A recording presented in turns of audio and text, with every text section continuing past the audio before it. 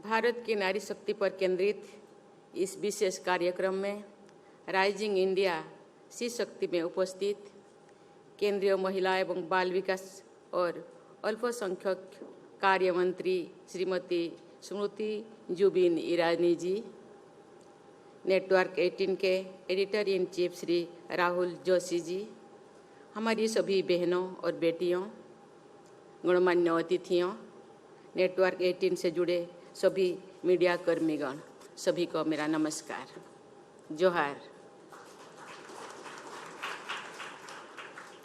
महिलाओं की उपलब्धियों को मान्यता देने, सम्मानित करने और उसका उत्सव मनाने के इस कार्यक्रम में शामिल होकर मुझे हार्दिक प्रसन्नता हो रही है। मैं इस कार्यक्रम के आयोजन से जुड़े प्रत्येक व्यक्ति के अथक प्रयासों की प्रशंसा करती हूँ। मैं इस आयोजन में भाग लेने वाली वुमेन अचीवर्स की सराहना करती हूँ, जिन्होंने यहाँ अपने जीवन कथा लोगों के साथ साझा किया। मुझे ये जानकर प्रसन्नता हुई है कि इस कार्यक्रम के अंतर्गत विभिन्न विषयों पर अलग अलग सत्र आयोजित हुए हैं। इस समारोह को अपने टेक्नोलॉजी से लेकर डिफेंस, वनवासियों की उपलब्धियों से लेकर एंटरप्रेन्योरशिप तक हर क्षेत्र में महिलाओं के महत्वपूर्ण योगदान की चर्चा का मंच बनाया है। मुझे बताया गया है कि आज के सत्र में अनेक सफल महिलाओं ने अपने अनुभव और विचार साझा किए हैं। यहाँ पर आशा दीदी और भारत के missile women doctor Tessy Thomas से लेकर कविता सिंह, बधुरी ताती और पुनीता अरोड़ा जैसे हस्तियों को उपस्थित महत्वपूर्ण है। आप सभी ने एक सामान्य सी शुरुआत करके अपने लगन और परिश्रम के बल पर बड़े मुकाम हासिल किए। आप सभी को बहुत बहुत बधाई।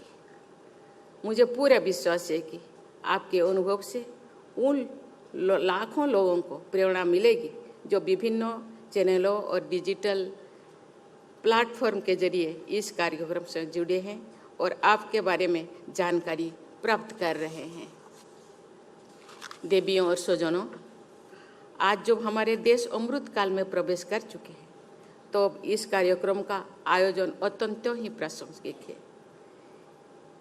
हमने भारत को निकट भविष्य में ही तीसरी सबसे बड़ी अर्थव्यवस्था बनाने का लक्ष्य रखा है, लेकिन क्या हमारी आधी आबादी के योगदान के बिना ये संभव है?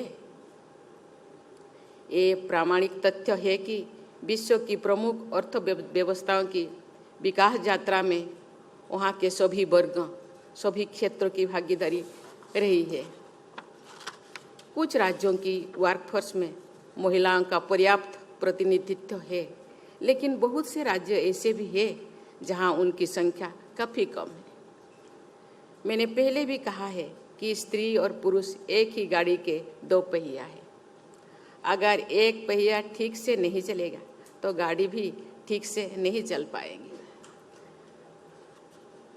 शक्ति के बिना शिव अधूरे है। शिव और शक्ति एक दूसरे के पूरक है। हमारी सभी धर्म ग्रंथों और साहित्यों में नारी की महिमा सदियों से रेखांकित की जा रही है। विकसित भारत के लक्ष्य को शीघ्रता से हासिल करने में हमारी बहनें और बेटियों का योगदान होना अनिवार्य है। पिछली एक वर्ष के दौरान देश भर में अनेक बेटियों और बहनों ने मैंने उनसे मिली हूँ और अपने अनुभव से ये कह सकती हूँ कि उनमें जीवन में आगे बढ़ने और देश तथा समाज के लिए कुछ कर गुजरने की असीम ललक है। ज़रूरत है कि बस उनकी क्षमता और योग्यता पर भरोसा करने की। मुझे पूरा विश्वास है कि अमृतकाल में नारी शक्ति के योगदान के बल पर भारत विकसित देश के समूहों में अपने अग्रणी स्थान बना सकेगा। देवियों और स्वजनों, महिला शक्ति के बिना एक स्वस्थ, सशक्त और विकसित समाज की परिकल्पना संभव ही नहीं है।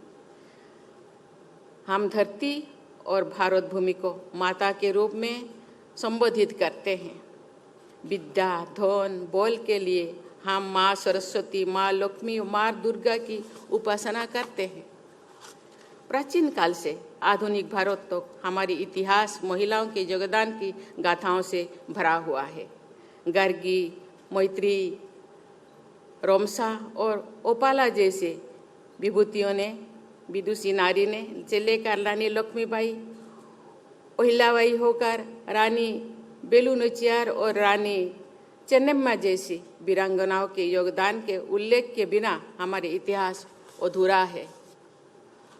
विश्व के अनेक विकसित देशों ने महिलाओं को वोटिंग राइट्स देने में बहुत लंबा समय लगाया था, जबकि हमारे संविधान निर्माताओं ने यूनिवर्सल वोटिंग राइट्स को शुरू से ही लागू कर दिया। दुनिया भर के लिए ये आश्चर्य की बात थी, लेकिन महिलाओं को बराबरी का अधिकार और सम्मान देना तो भारतीयता का मूल भाव रहा है।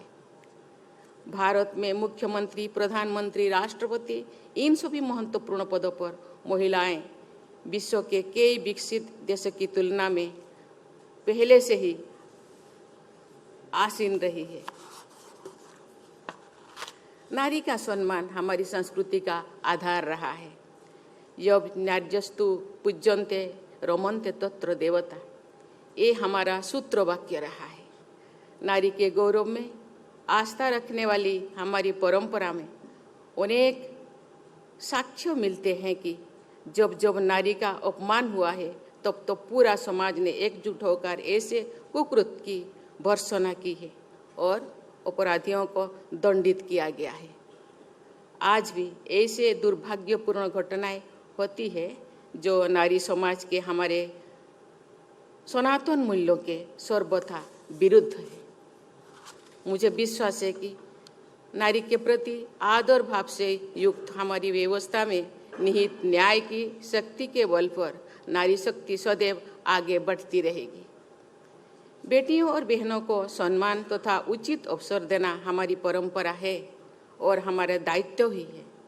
समाज को पढ़ो और बढ़ो की सोच के साथ बेटियों का साथ देना चाहिए। सामान्य पृष्ठभूमि से आने वाली हमारी बेटियां अपनी इच्छा शक्ति और कठिन परिश्रम के बल पर ग्लास सीलिंग को तोड़ते हुए खेल, संगीत, कला, विज्ञान और रक्षा जैसे सभी क्षेत्रों में आगे बढ़ रही है। ये समारोह भी इस तथ्य का एक स्पष्ट प्रमाण है कि हम वुमेन लेड डेवलपमेंट के युग में प्रवेश कर चुके हैं। पूरे समाज का सकारात्मक सहयोग मिलने पर नारी शक्ति के नेतृत्व में ही हो रही है विकास की ये यात्रा और अधिक तेजी से आगे बढ़ेगी। सरकार महिलाओं को और अधिक सशक्त बनाने के लिए निरंतर प्रयत्नशील है, लेकिन एक समाज के रूप में हम सबका भी बेटियों और बहनों को सबल बनाने में अपना योगदान देना चाहिए। हम सबको मिलकर एक ऐसा वातावरण बनाना है जहां सभी महिलाएं सामाजिक, आर्थिक, सांस्कृतिक, राजनीतिक क्षेत्र में पूरी तरह से भाग ले सके और अपना भरपूर योगदान दे सके। मीडिया हमारी समाज व्यवस्था का अहम हिस्सा है और लोकतंत्र का एक प्रमुख स्तंभ है। इस नाते मीडिया की भूमिका बहुत महत्वपूर्ण है।